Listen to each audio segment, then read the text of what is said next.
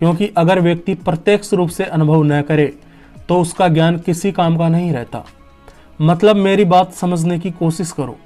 आप चाहे डर पर हजारों किताबें पढ़ लो, लेकिन यदि आप डर का सामना नहीं करोगे, खुद उसका सामना करके अपने मन पर संस्कार नहीं पड़ने दोगे, तब तक आपका डर खत्म नहीं होगा।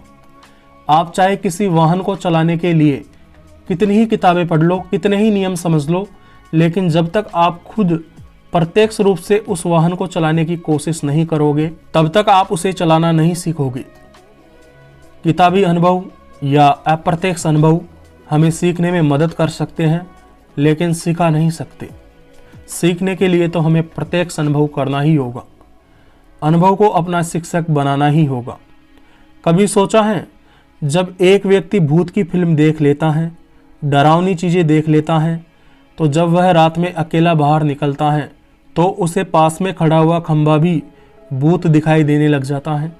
उसे खतरा महसूस होने लग जाता है, उसके हृदय की धड़कनें बढ़ने लग जाती हैं, सांस तेजी से ऊपर नीचे होने लग जाती हैं।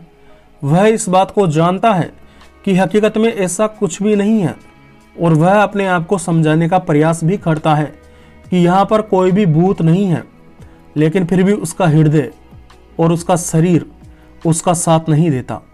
उसका शरीर फिर भी घबराता रहता है और उसे डर लगता रहता है। जानते हो क्यों? क्योंकि उसके डरने की आदत पहले से ही बनी हुई है, और वह केवल ज्ञान मात्र देने से दूर नहीं होगी। उसे डर का सामना करना सीखना होगा, तब जाकर ही उसका शरीर मानेगा कि हाँ, यहाँ पर डरने की कोई आवश्यकता नहीं है। अगर उसे अपने इस डर को मिटाना है तो उसे जानबूझकर उस जगह पे खड़ा रहना होगा और उस डर का सामना करना होगा, वरना उसका वह डर कभी नहीं जाएगा।